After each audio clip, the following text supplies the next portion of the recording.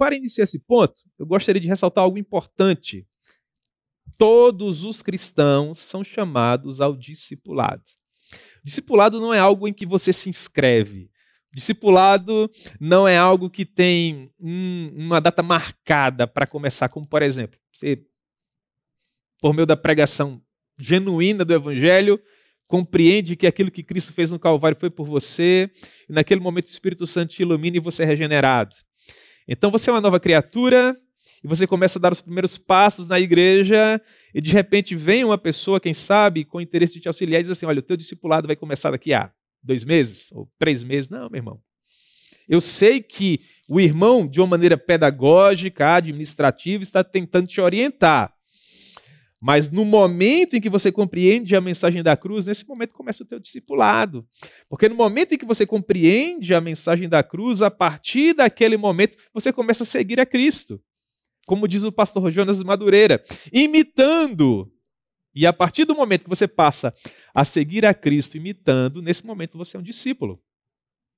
Isso me faz pensar no chamado de Mateus. O chamado de Mateus é emblemático, não é? Mateus 9:9, está lá escrito.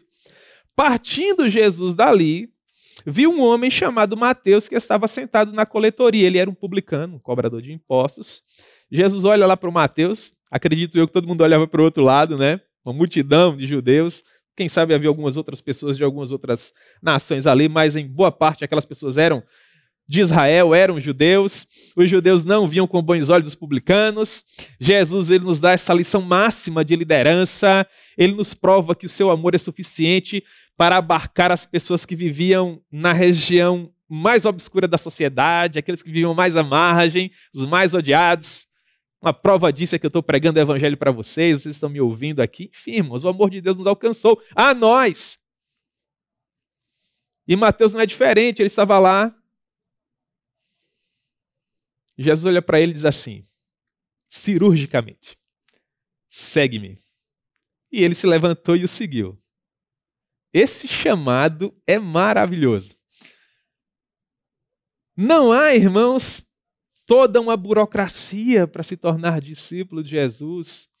Há um mestre que chama e há um discípulo que obedece.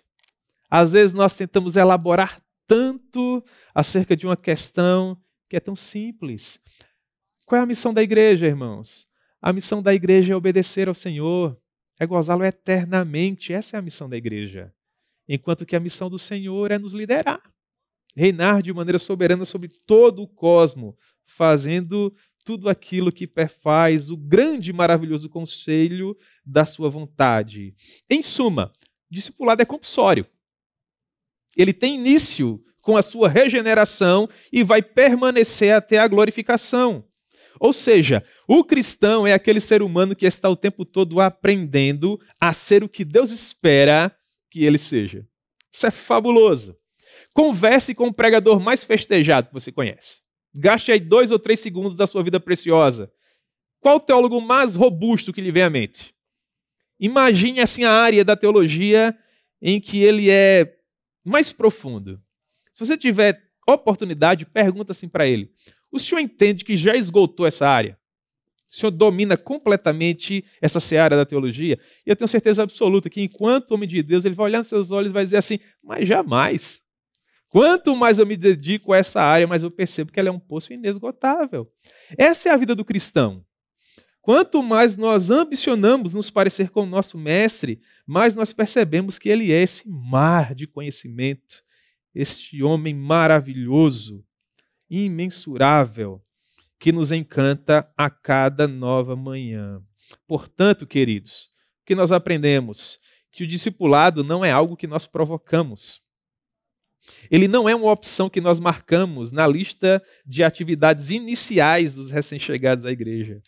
Pelo contrário, discipulado é o produto de uma vida. Por que discipulado é o produto de uma vida? Porque nós gastamos toda uma vida para fazer um discípulo. E a igreja precisa resgatar essa essência do discipulado. Ensinando as pessoas, de uma vez por todas, irmãos, que discipular ou melhor, que ser discípulo nada mais é do que seguir a Jesus, ambicionando ser como ele. E é por isso que a Bíblia é tão importante para a vida do cristão. Porque sem a palavra nós não teremos condições de conhecer o caráter de Deus de modo a viver para a maior glória do seu nome. O discípulo que não conhece ao seu Senhor, será que efetivamente pode se autoproclamar discípulo? Será, irmãos? Bem, se a Bíblia é nossa regra de fé e prática, e se a Bíblia é o livro que faz com que nós venhamos a conhecer de fato o nosso Senhor da maneira como ele deve ser conhecido, nós precisamos ser o povo do livro, nós precisamos ser o povo da Bíblia. E para literalmente termos o direito de nos arrogarmos discípulos de Jesus, nós precisamos amá-lo e ambicionar ser assim como ele é. Porque nesse momento, irmãos, por mais que ainda existam deslizes em nosso caráter, nós não somos perfeitos, por mais que nós venhamos a falhar e a errar, uma coisa é clara: ninguém vai poder dizer que nós não estamos tentando. E a meu ver isso faz toda a diferença. Há muitos anos atrás eu ouvi uma mensagem do pastor Paul Washer, né? Pregando daquela maneira que lhe é peculiar, com toda aquela paixão. Um exemplo para nós, um homem de Deus. E ele contava de uma época em que ele ambicionava ser tal qual o seu pai.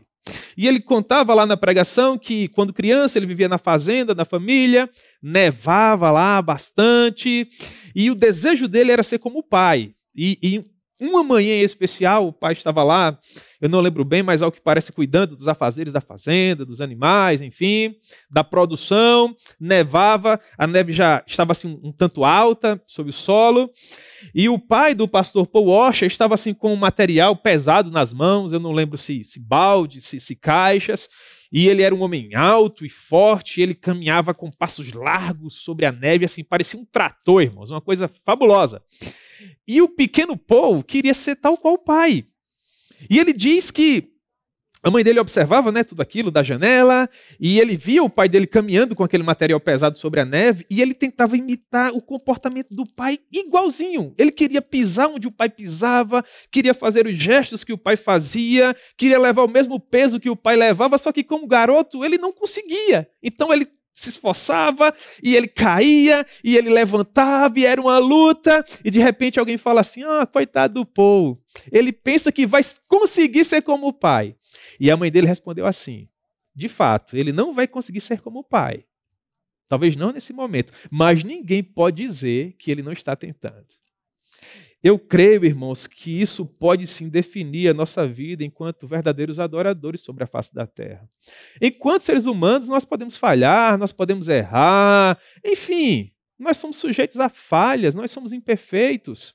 Contudo, aquelas pessoas que sabem que temos um relacionamento com o Senhor Jesus devem olhar para nós e dizer: é verdade, esse rapaz erra, é verdade, essa moça falha, mas ninguém pode dizer que ele não ama Jesus, que ele não é apaixonado por ele, que ele não almeja se tornar assim como ele é, conforme a sua palavra severa. Você percebe como isso faz diferença? Deus não chama você a se tornar perfeito, porque essa perfeição, nós sabemos, nós obteremos na glória.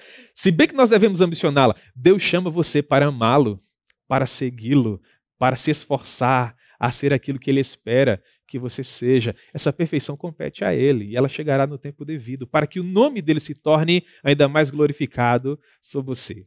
Mas enquanto isso não acontece, que as pessoas olhem para você e digam assim: é inegável, ele ama Jesus e almeja ser como ele é.